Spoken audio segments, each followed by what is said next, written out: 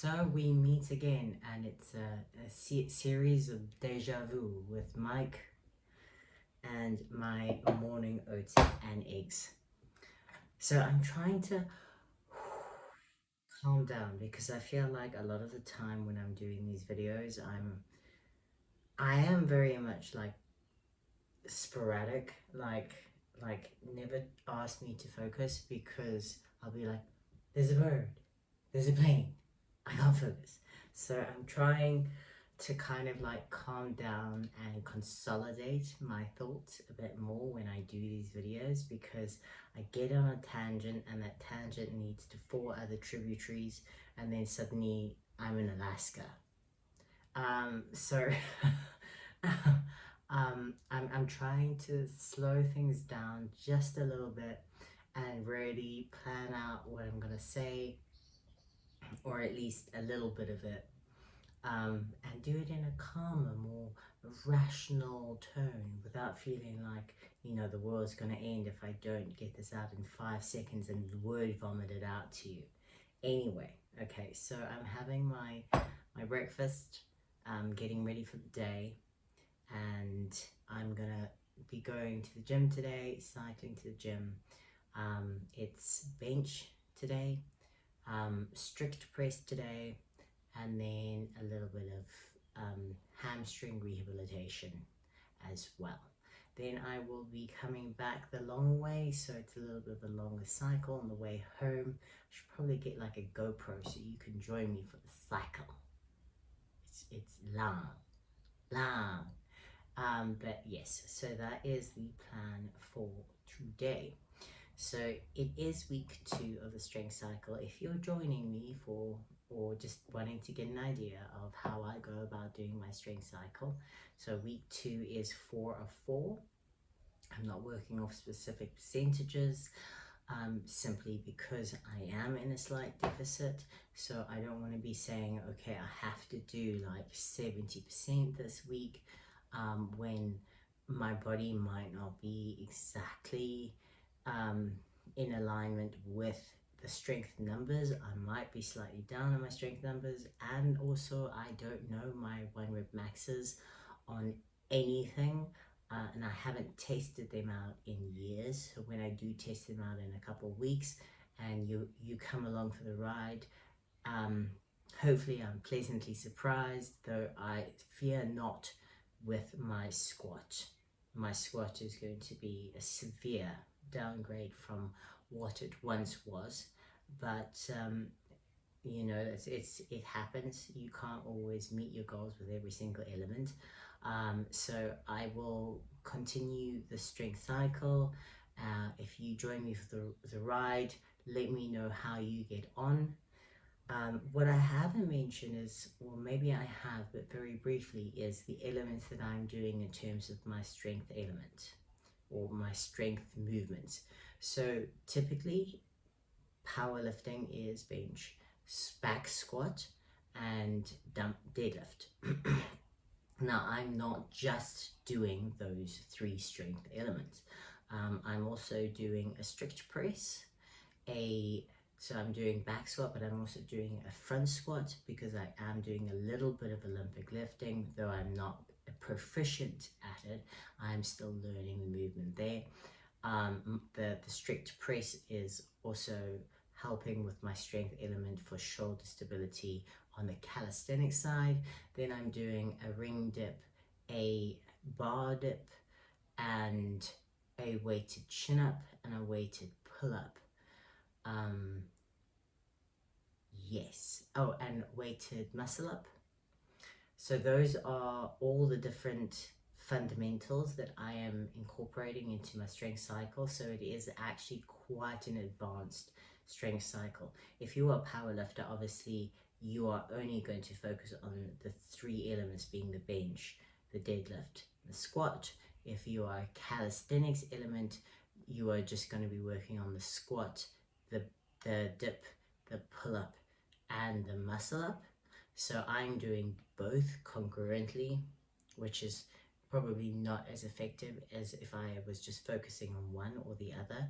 But because I'm not competing, I'm simply just trying to get my strength back. I'm not concerned about the fact that I'm not going to be optimally as effective and efficient in 3 or 4 of the elements, depending if I was doing powerlifting or the calisthenics. It's just overall performance for me, and obviously because I am doing so much cycling to and from gym, it will impact my strength as well. So I am very aware of the fact that my cardio will impact my strength numbers. My diet being in a slight deficit will impact my strength numbers, and those are things that people often don't take into consideration, is that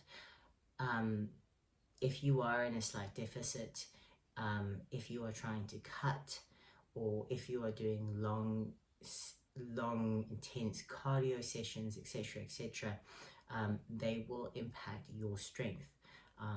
And if strength is your ultimate goal, I would say obviously you want to maintain your weight, because if you are going to be competing and you're within a certain weight class, you don't want to do a hectic cut. So you want to maintain somewhere close to where you compete at, so that when you're not getting ready for the competition, you're having to do a drastic water cut or anything like that. And again, I can go into my experiences with powerlifting, my experiences with bodybuilding, my experiences with CrossFit.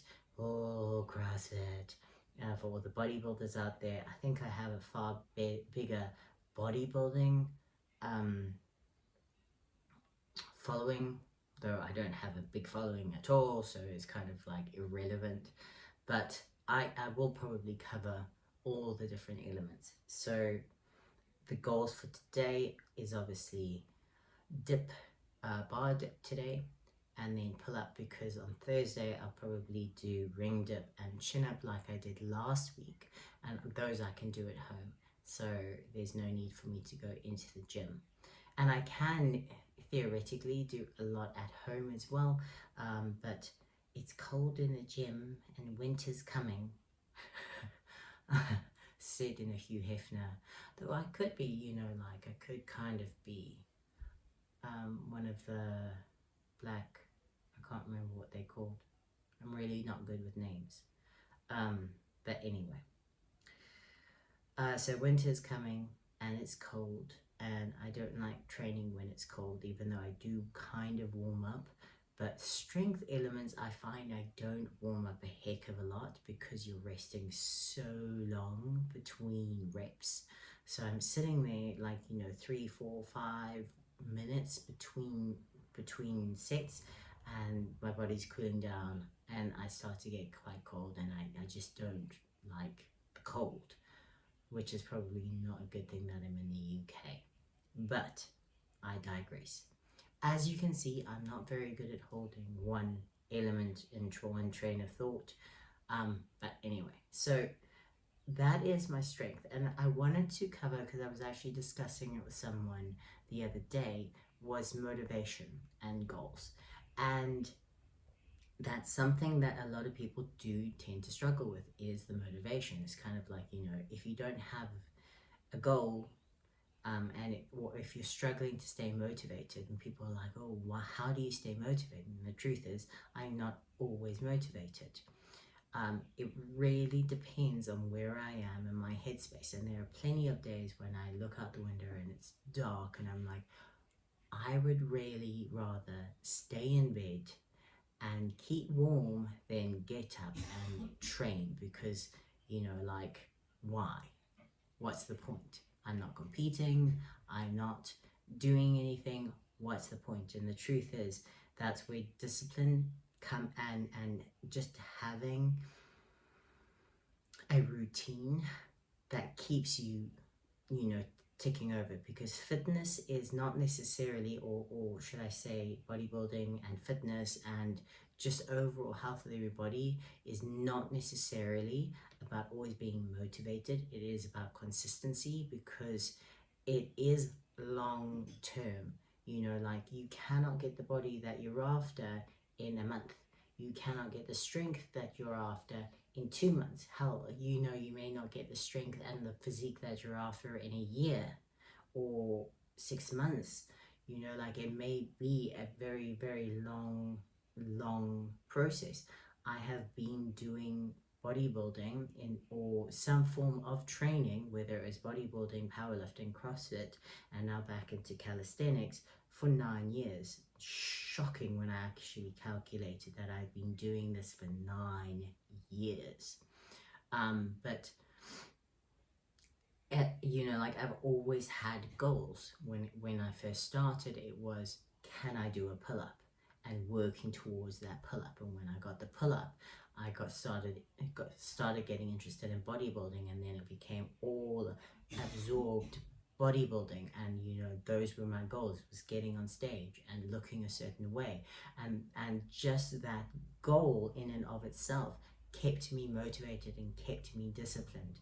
You know, when I was doing CrossFit, it was like, okay, well, I want to be the best in the world, the fittest in the world, or at least it as fit and as strong and as good as I personally could be. So a couple things that I would like to address when it comes to motivation and staying disciplined is one,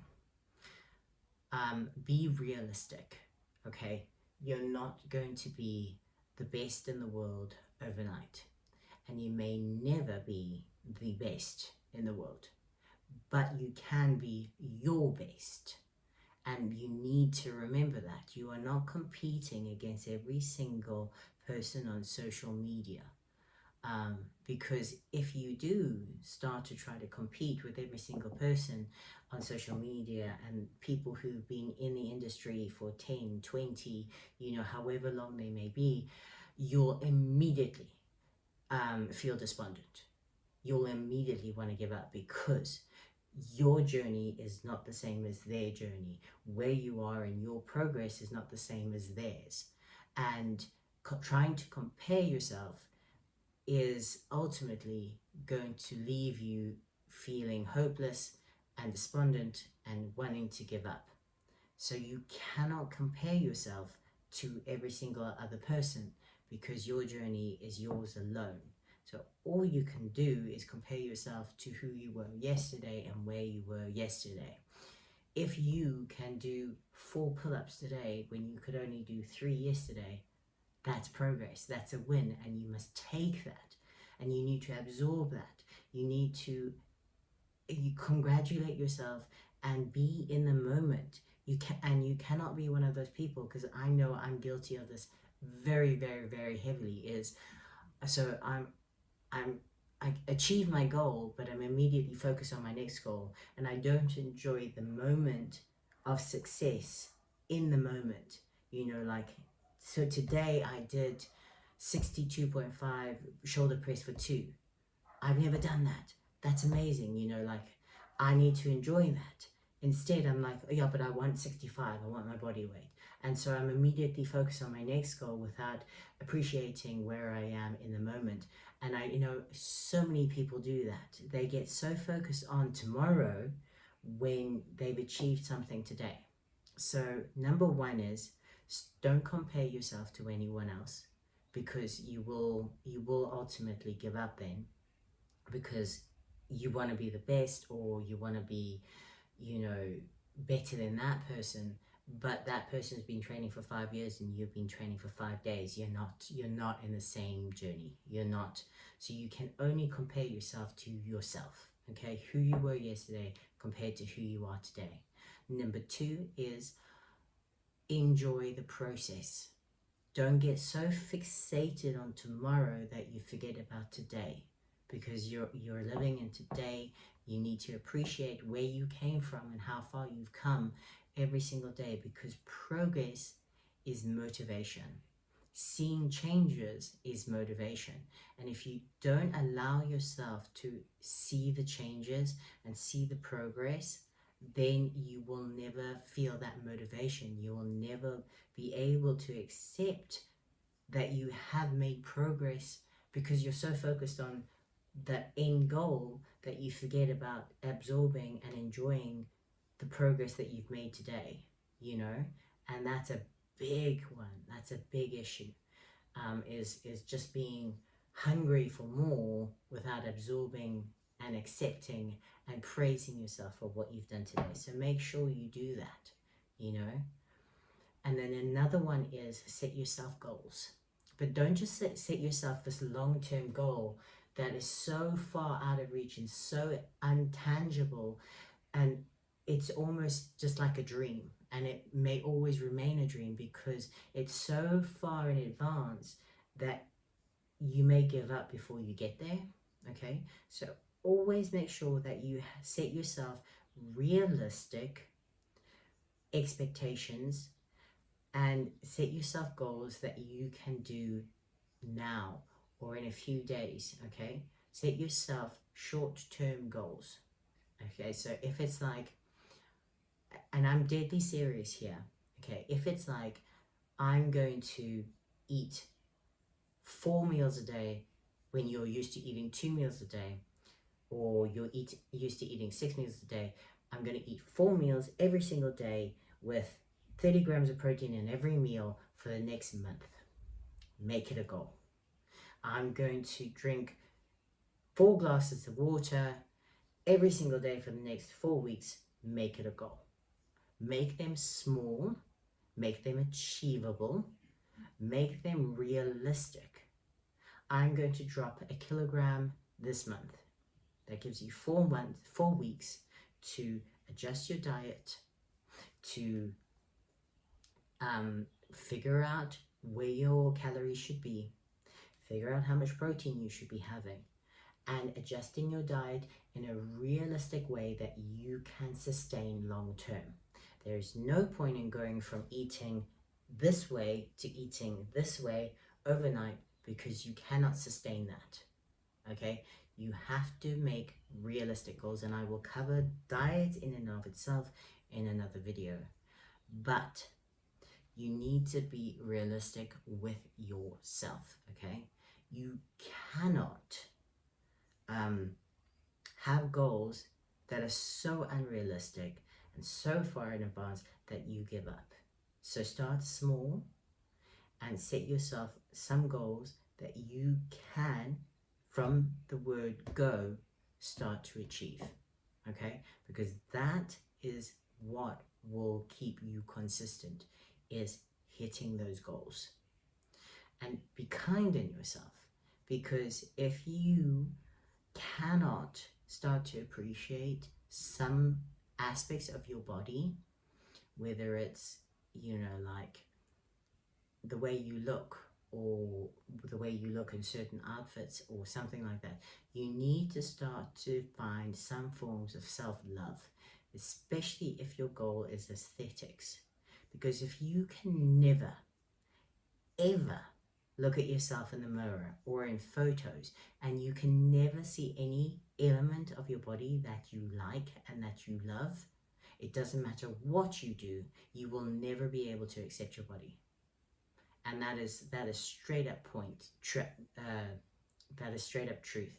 Is if you cannot love your body or certain aspects of your body, it doesn't matter what your goal is, whether it's dropping 100 kilograms, whether it's, you know, dropping 10 kilograms or 5 kilograms, or, you know, putting on a little bit of muscle mass or toning up just a little bit.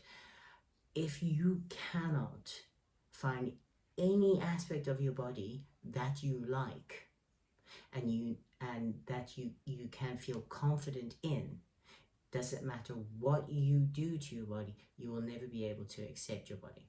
So make sure that you start to love yourself along the way.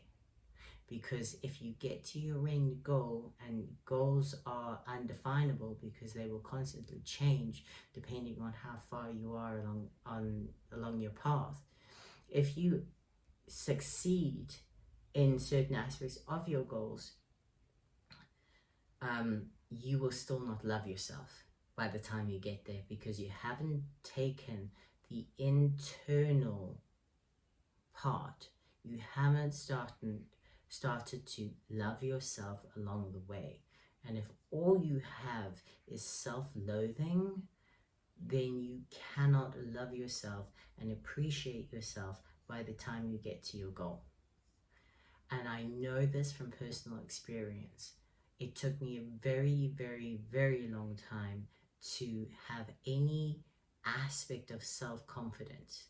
Like, I remember being stage lean and wearing the biggest, baggiest shirt on the beach because I didn't have the confidence to wear a bikini.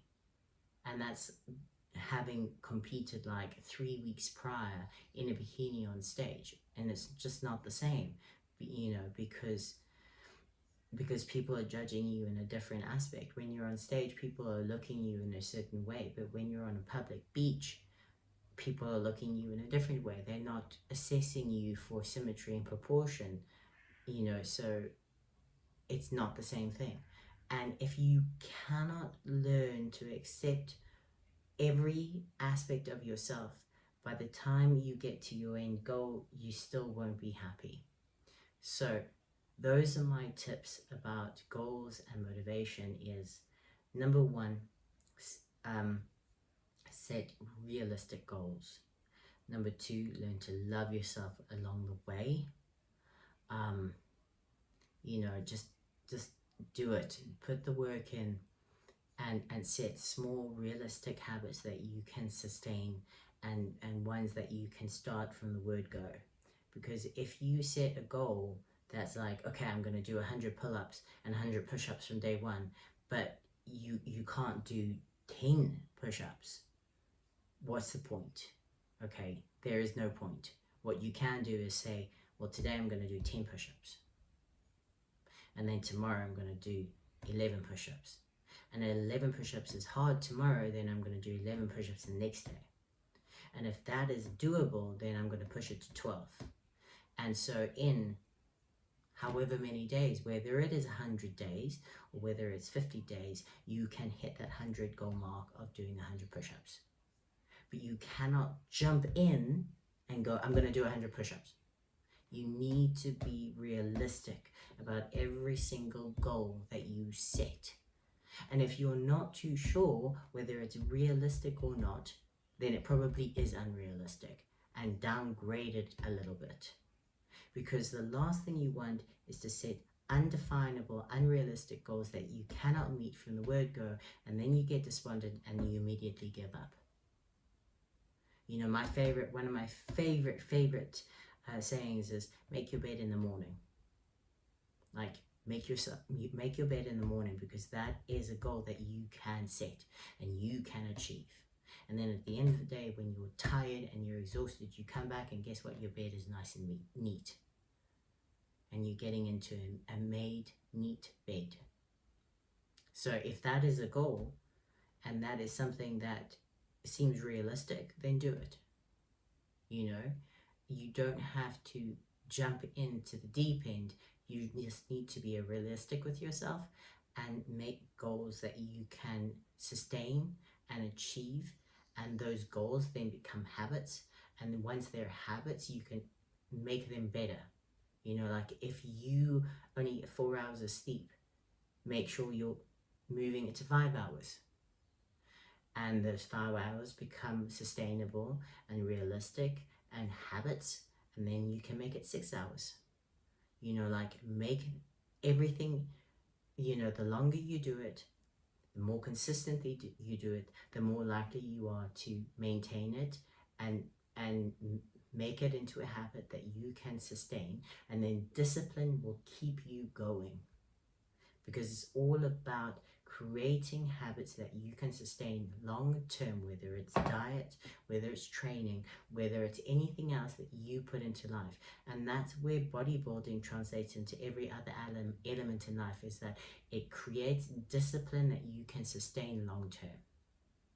So that is my TED talk for the day. I'm gonna get ready for gym. My food's cold now, so I'm gonna heat it up, have it, eat it, get ready for gym, and I will film my working sets so that you can see. Maybe I'll talk over it, maybe you'll just watch me. I'll decide later on. But I hope you have an amazing day, and I will catch up with you later. So I'm going to attempt to multitask.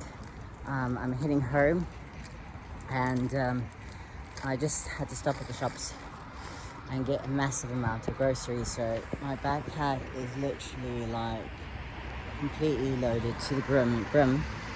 And I have one of the steepest hills to cycle down. And because my backpack is so heavily loaded and I have extra stuff on my steering wheel, I don't like to cycle down or up the hill because I'm worried about frying out my brakes. So I'm going to walk this and talk at the same time. So today's training session, my working sets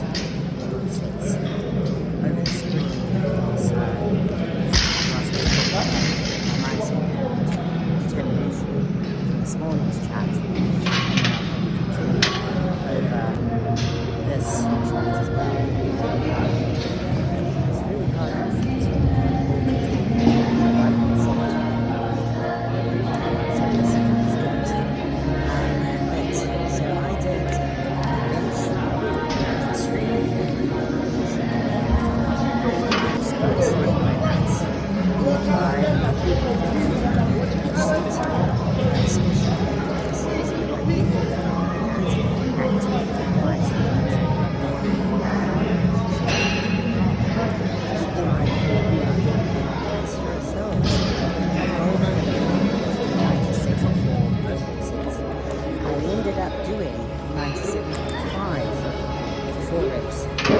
and I was freaking stoked. So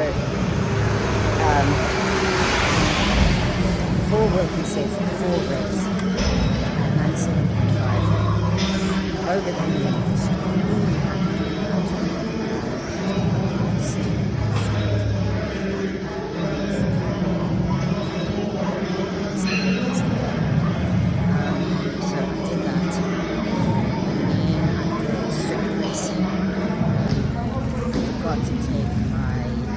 Small plates, my 1.5s and my 1 kg plates, because the gym only has 1.25 and 2.5s as a smaller plates. So if I needed to add like 1 kilogram, I couldn't have done so.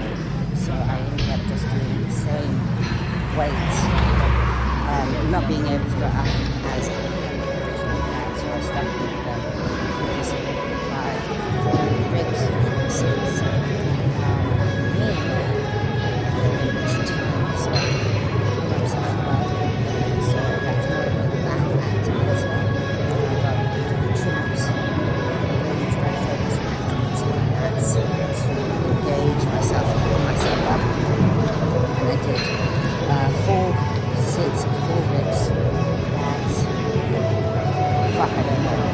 I wrote it down.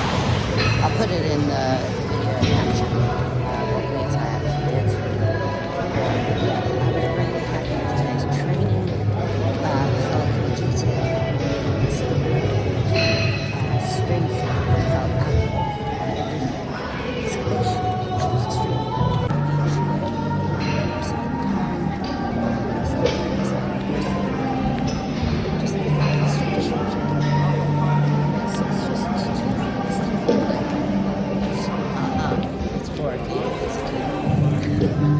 I'm just too damn scared to cycle down this hill. So that was training today. Overall,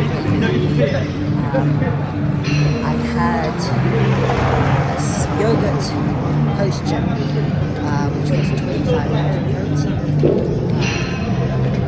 And I had some small post-gym yogurt before I headed out, because I know how taxing this body is. It's about an hour in total, over an hour, because obviously the walking and I can do it again. But overall a good day. Get home, I'll have my next meal. Tomorrow I might cover all my meals for the day, because I'm sure a lot of people are wondering what I eat day to day, even though it's exactly the same every single day. But yeah, I thought I would just do a quick recap of my training, how I felt, overall extremely happy.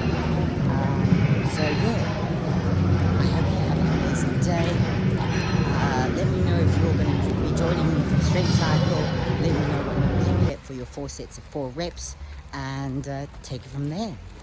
Over and out.